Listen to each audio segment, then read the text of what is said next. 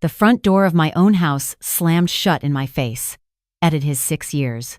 I had spent 6 years building that home with my husband, decorating every room, planting roses in the backyard.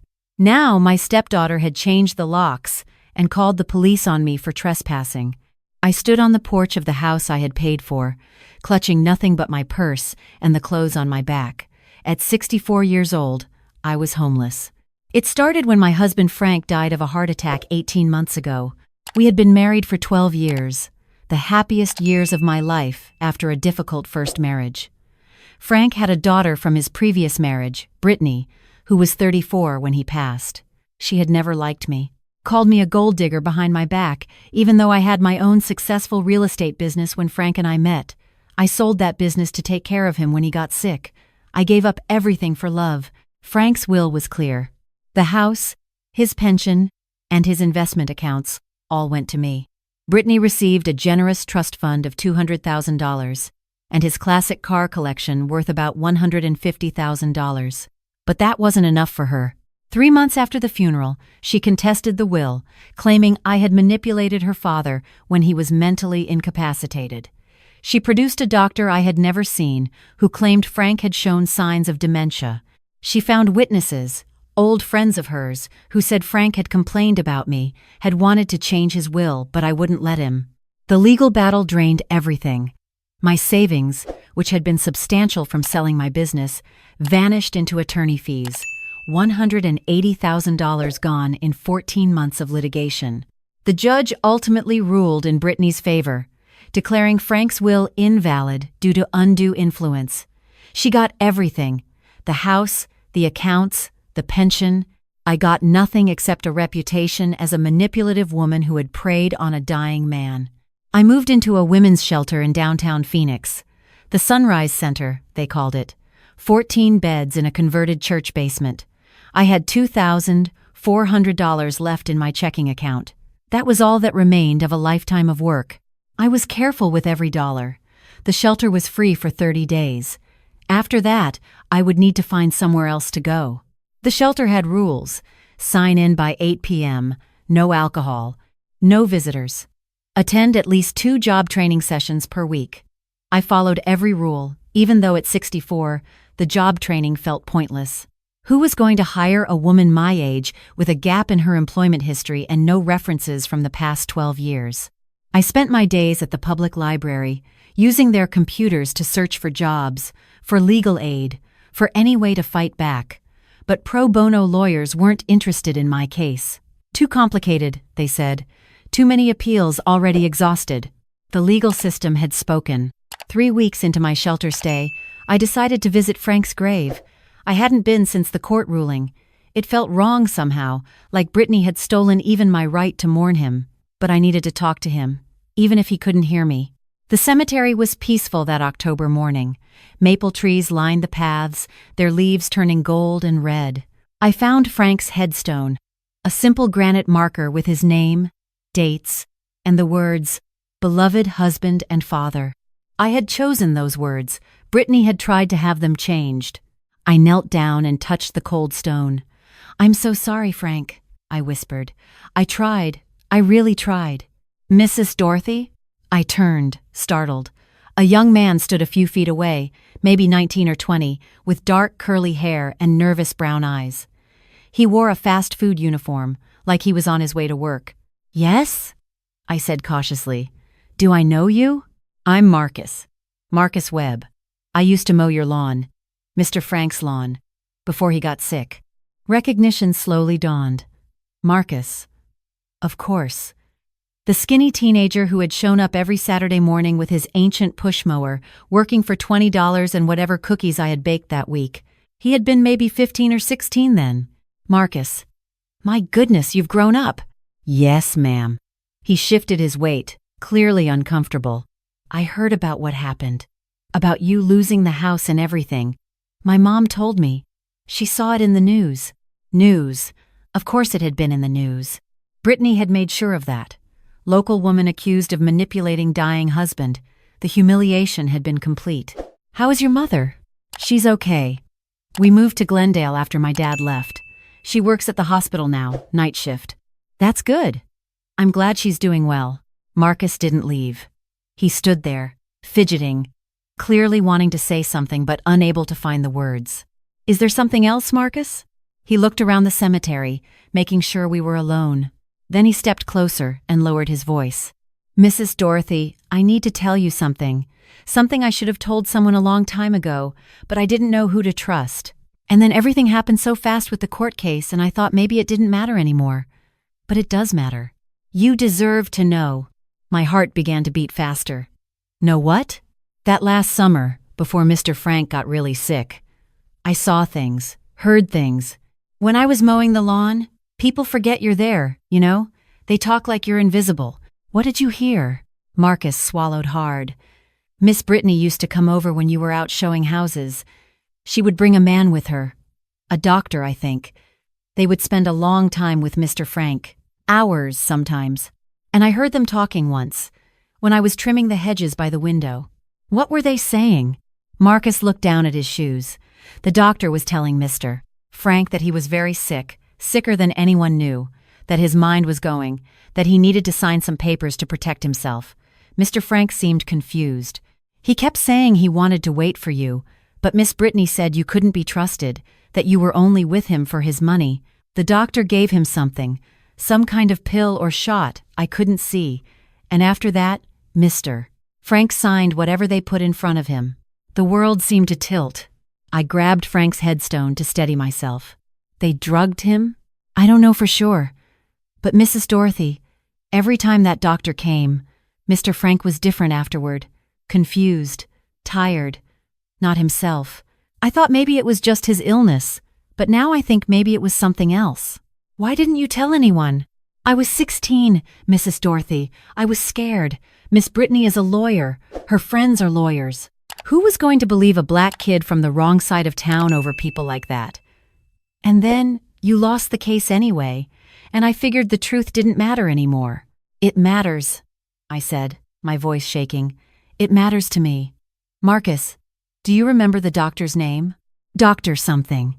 Started with a K. Kellerman? Kessler? Something like that. Tall guy, gray hair, drove a Mercedes.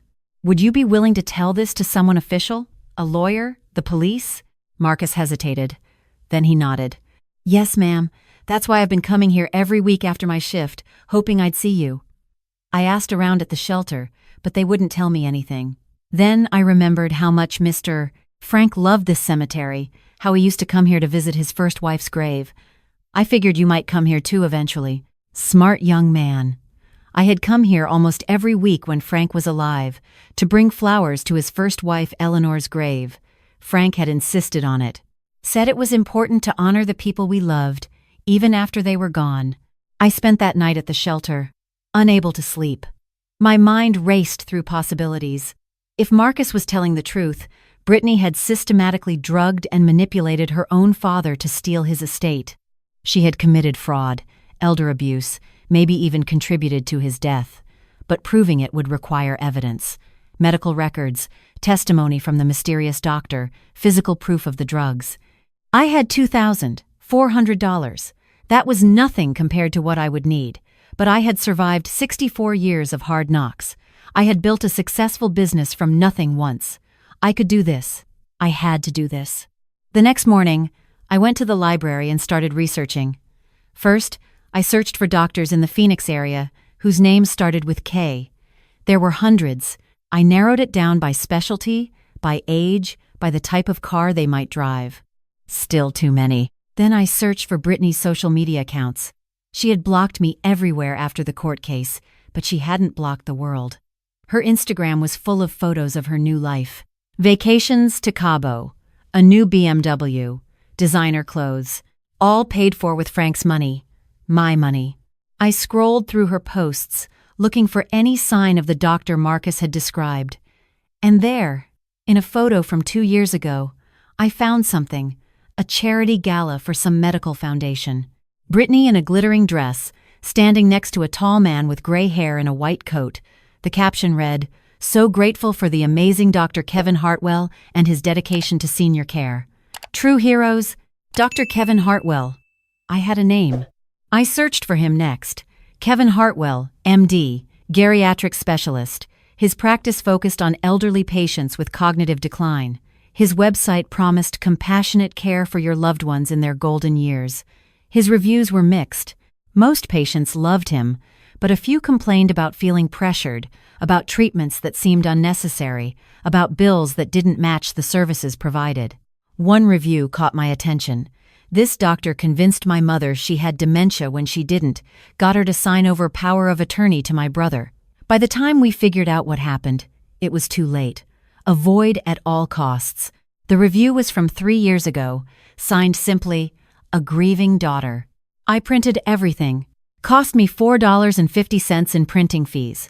My budget tracker was becoming my obsession. Day 1, $4.50 printing. Day 2, $2 bus fare. Day 3, $1.50 coffee while using library Wi-Fi. Every cent mattered now. My 30 days at the shelter were running out. I found a room in a boarding house in South Phoenix, $400 a month, shared bathroom, no kitchen privileges. It was depressing, but it was shelter. First and last month's rent took $800 from my savings. I needed help. Real help. Someone who could dig deeper than I could with my limited resources and technical skills. I posted an ad online. Research assistant needed for legal investigation. Must be discreet. Flexible hours. $12 hour. Most responses were useless. But one stood out. A young woman named Teresa Flores, 26, recently laid off from a paralegal job at a law firm that had downsized. She was looking for work, any work, and she had skills I desperately needed. We met at a Denny's near my boarding house. Teresa was sharp, professional, and skeptical, but when I told her my story and showed her what I had found, her eyes widened. "This is serious," she said. "If this Dr. Hartwell is doing what you think he's doing, it's not just fraud, it's a pattern. Elder abuse on a massive scale. Can you help me prove it?" "I can try. But I need access to databases, court records, maybe some things that aren't exactly public." I looked at her carefully. "What do you mean by not exactly public?" Teresa leaned forward. "I know people who know how to find things. It's not strictly legal, but it's not strictly illegal either. Gray area stuff." I thought about it for a long moment. 6 months ago, I would have said no. I believed in the system, in doing things the right way, but the right way had failed me. The system had stolen everything I had. "Do it," I said. "Find me the truth." Over the next 2 months, Teresa earned every penny I paid her. She found court records showing that Dr. Hartwell had been involved in 7 other estate cases in the past 5 years. In every case, an elderly patient had suddenly been diagnosed with cognitive decline, had changed their will or estate plans, and had died within 18 months. In every case, a family member who had hired Dr. Hartwell inherited everything. 7 cases, 7 families destroyed. And in the middle of it all, Dr. Kevin Hartwell, collecting his fees, moving on to the next victim. But that wasn't the most shocking discovery. Teresa came to my boarding house one evening, her face pale. "Dorothy, you need to see this." She showed me her laptop screen, financial records, bank transfers, payments from Brittany's personal account to Dr. Hartwell totaling $75,000 over 18 months. But that wasn't all. There were also payments to someone else, a woman named Sandra Mitchell, $50,000 in total, spread across 2 years. "Who is Sandra Mitchell?" I asked. Teresa pulled up another screen. Sandra Mitchell, formerly Sandra Hartwell, Dr. Kevin Hartwell's ex-wife. She was a nurse at the same hospital where Brittany works. She was fired 2 years ago for patient complaints. Guess who filed the complaints that got her fired? Who? 3 of the elderly patients whose estates were contested, or rather, their surviving family members. I stared at the screen, trying to piece it together. So Sandra and Kevin Hartwell were working together, even after their divorce? Not just working together? Teresa pulled up one more document. Marriage records. Sandra Mitchell married someone new 6 months ago, someone named Robert Anderson. I didn't recognize the name. Robert Anderson, Teresa continued, is Brittany's cousin on her mother's side. The room spun. They're all connected. It's a family operation. It gets worse. I've been tracking Dr. Hartwell's patient list. He has 12 elderly patients right now. 4 of them have family members who've recently contacted estate lawyers. Dorothy, I think they're doing this to other people. Right now. As we speak. We have to stop them. We need more than financial records. We need testimony. We need someone on the inside to talk. Who would talk? They're all profiting from this. Maybe someone who isn't profiting anymore. Teresa pulled up a photo. Dr. Hartwell has a brother, Jason. Jason used to work at the practice as an office manager, but they had a falling out 2 years ago. Jason filed a lawsuit against Kevin for unpaid wages. The lawsuit was settled out of court, but the court records mention concerns about fraudulent billing. Where is Jason now? Living in a trailer park in Mesa. He's been unemployed since the lawsuit. No one in the medical field will hire him because of his brother's connections. He might be willing to talk. Finding Jason Hartwell was easier than I expected. His trailer was at the end of a dirt road in a rundown park on the outskirts of Mesa. When I knocked on the door, a heavy-set man in his 50s answered, looking like he hadn't shaved in weeks. Whatever you're selling, I'm not buying. I'm not selling anything, Mr. Hartwell. My name is Dorothy Chen. Your brother helped steal my husband's estate. Jason's eyes narrowed. Then he laughed, a bitter, hollow sound. Lady, if you're looking for sympathy from me, you came to the wrong place. Kevin destroyed my life too. Then help me destroy his. He stared at me for a long moment. Then he stepped aside and let me in. The trailer was cramped but clean. Jason offered me instant coffee in a chipped mug and sat down across from me at a tiny folding table. What do you want to know? Everything. How the scheme works, who's involved, how they choose their victims. Jason sighed. It started about 10 years ago. Kevin was struggling. His practice was failing. Too much competition, not enough rich patients. Then he got a referral from a lawyer friend. An elderly man with a lot of money and a family fighting over his estate. Kevin realized that if he could diagnose the man with dementia, he could get paid to manage his care and also collect a fee from whichever family member wanted to control the inheritance. So he started diagnosing people who weren't actually sick? Sometimes. Other times, they were a little confused. Maybe some normal age-related decline, and Kevin would exaggerate it, write reports that made it sound worse than it was. He had drugs that could make people seem more confused, too. Sedatives, mostly. Given in small doses over time, they could make anyone look like they had dementia.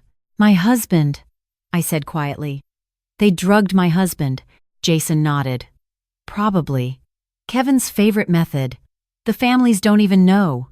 They think they're helping. They think grandpa or grandma is just getting worse naturally. By the time anyone realizes what's happening, the will is changed, the estate is transferred, and the patient is dead. How many people has he done this to? Dozens, maybe more. I stopped counting after the first 20. I tried to report him once, to the medical board, but the complaint went nowhere. Kevin has friends, powerful friends, people who owe him favors. Would you testify against him? Jason was quiet for a long time. Finally, he said, it won't matter. His lawyers will destroy me on the stand. I'm the disgruntled brother with a grudge. No one will believe me. What if you're not the only witness? What if I can find others?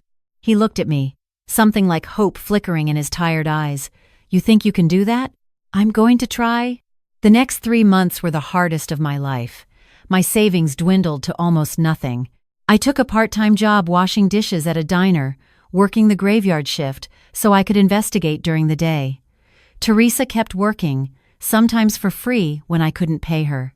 We became a team, united by a shared sense of justice. We found 4 other victims, 4 other families who had been destroyed by Dr. Hartwell's scheme. 2 of them had complained to the medical board and been ignored. 1 had tried to sue and been buried in legal fees until they gave up. 1 had never even realized what had happened until we showed them the evidence. Marcus gave a formal statement to a lawyer, describing what he had seen and heard. His testimony was powerful because he had nothing to gain. He was just a kid who had witnessed something wrong and wanted to make it right. I tracked my expenses obsessively. Boarding house rent, $2,400 over 6 months. Teresa's wages, $4,800. Bus fare, $180. Food, $600. Phone, $300. Printing and supplies, $150. By the time we had assembled enough evidence to approach the authorities, I had $1,200 left of my original $2,400. I had earned about $3,600 from my diner job, but almost all of it went to living expenses. Teresa found a journalist willing to investigate. A woman named Angela Morrison, who worked for the Arizona Republic and had won awards for her coverage of elder abuse. Angela was initially skeptical, but when she saw the pattern, the financial records, the witness statements, her skepticism turned to outrage. "This is huge," Angela said at our third meeting. "This could be one of the biggest elder abuse cases in Arizona history. But I need more. I need documentation. Medical records, billing statements, anything that shows the fraud directly." "We don't have access to those," I said. "I might know someone who does." Angela smiled. "Doctor, Hartwell's practice uses a medical billing company.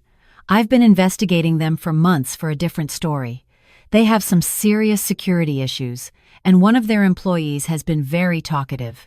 2 weeks later, Angela published her story. It ran on the front page of the Arizona Republic with the headline, "Phoenix Doctor Accused of Systematic Elder Fraud. Multiple Families Claim Millions Stolen Through Fake Dementia Diagnoses." The story named Doctor Kevin Hartwell, Sandra Mitchell, and implied connections to several prominent families, including Brittany. It included quotes from Jason, from Marcus, from the 4 other victim families. It detailed the financial connections, the pattern of deaths, the ignored complaints. The reaction was immediate.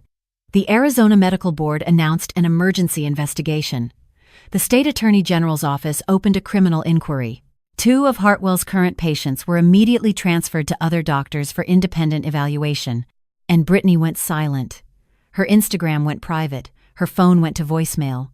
Her lawyer issued a statement denying any wrongdoing. The investigation took another 6 months.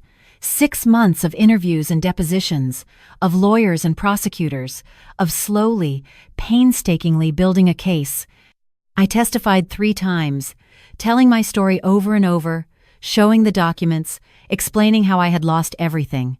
Teresa testified too. So did Marcus. So did Jason. So did the 4 other families. In the end, the evidence was overwhelming. Medical records showed that Frank had been given sedatives he never should have received. Financial records showed the payments between Brittany, Dr. Hartwell, and Sandra Mitchell. Jason's testimony explained how the scheme worked. Marcus's testimony proved that Frank had been manipulated while under the influence of drugs. Dr. Kevin Hartwell was arrested on 23 counts of fraud, elder abuse, and conspiracy. Sandra Mitchell was arrested on 15 counts. 3 other people connected to the scheme were also charged. And Brittany, my stepdaughter, the woman who had stolen my home, my reputation, my peace of mind. She was arrested on charges of fraud, conspiracy, and elder abuse. The image of her being led away in handcuffs, her designer clothes rumpled, her perfect hair disheveled, should have brought me satisfaction. It didn't. I just felt tired and sad. Frank had loved her, despite everything. She was his daughter. The civil case that followed was almost anticlimactic. With the criminal convictions, the original probate ruling was overturned. Frank's will was declared valid. I was entitled to everything that had been taken from me. The house had been sold, so I received its value, $680,000. Frank's investment accounts had been depleted by Brittany's spending, but I recovered $340,000. His pension, which I should have been receiving for the past 2 years, came with back payments totaling $72,000. And under Arizona law, I was entitled to damages for wrongful deprivation of inheritance. The court awarded me an additional $250,000. All told, I received $1,342,000. It sounds like a fortune. In some ways, it was, but it couldn't give me back the 2 years I had spent in shelters and boarding houses. It couldn't give me back my reputation, which had been dragged through the mud on local news. It couldn't give me back Frank. Still, I did what I could with it. First, I paid Teresa. Not just back wages, but a bonus. $30,000 for believing in me when no one else would. She used it to start her own investigation firm, specializing in cases of elder abuse and estate fraud. She's doing well. Second, I set up a scholarship fund for Marcus. $40,000 for college. He's studying criminal justice at Arizona State now. Says he wants to be a prosecutor, wants to put people like Brittany and Dr. Hartwell away. I believe he will. Third, I donated $100,000 to the other 4 families we had found. They had lost so much, and unlike me, they never got it back. It was the least I could do. Fourth, I bought a small condo in Scottsdale. Nothing fancy, but comfortable. With a garden where I can plant roses like the ones I had at the house with Frank. With the remaining money, I started a nonprofit called Elder Truth. We help families investigate suspicious estate changes, connect them with lawyers and investigators, provide resources and support. In our first year, we helped overturn 3 fraudulent estate transfers and got 2 other crooked doctors investigated. Brittany was sentenced to 8 years in prison. Dr. Hartwell got 15 years. Sandra Mitchell got 6 years. The others received various sentences. I visited Frank's grave last month. I brought roses from my garden, red ones, his favorite. I knelt down and touched the cold stone. "We did it, sweetheart," I whispered. The truth came out. Behind me, I heard footsteps. I turned to see Marcus, taller now, more confident, wearing an ASU sweatshirt. "Hey, Mrs. Dorothy." "Marcus, how's school?" "Good. Really good. I made the dean's list last semester." "Frank would be so proud of you." "He would be proud of you too. You never gave up. Even when everyone said you were crazy, even when you had nothing left, you kept fighting." I thought about those dark days in the shelter, counting every penny, wondering if I would ever sleep in my own bed again. I thought about the moment I decided to fight back instead of giving up. I thought about all the people who had helped me along the way. Teresa, Marcus, Jason, Angela, even the other victims who had trusted me with their stories. "I didn't do it alone," I said. "None of us can. That's what I've learned. When you're fighting against people with power and money, you need other people. You need the truth on your side, but you also need others who believe in you." Marcus nodded. "That's why I want to be a prosecutor, so I can be one of those people for someone else." We stood together in silence for a moment, looking at Frank's grave. "You know what my husband used to say?" I said. "He said that the truth is like water. You can dam it up, you can try to contain it, but eventually, it finds a way through. Eventually, it flows where it needs to go." He was right. He usually was. Last week, Elder Truth helped exonerate our 10th family. A woman in Tucson whose mother had been manipulated by her own financial advisor. We found the evidence, connected her with lawyers, and watched her get back what was rightfully hers. This is my life now. Not buying and selling houses, not baking cookies for lawn boys, not taking care of a husband I loved, but helping others fight for truth and justice, helping them get their second chances. People ask me sometimes if I'm bitter about those 2 years I lost. The shelter, the boarding house, the humiliation of having my name dragged through the mud. And yes, some days I am. I'm 66 now, and I'll never get that time back. But I'm also grateful. Grateful that Marcus found his courage. Grateful that Teresa believed in me. Grateful that the truth eventually found its way through. Like Frank used to say, the truth is like water. You can't stop it forever. It took 2 years and nearly everything I had. But the truth came out. Justice was served. And now I spend my days making sure others get their chance at the same. That's not nothing. That's everything.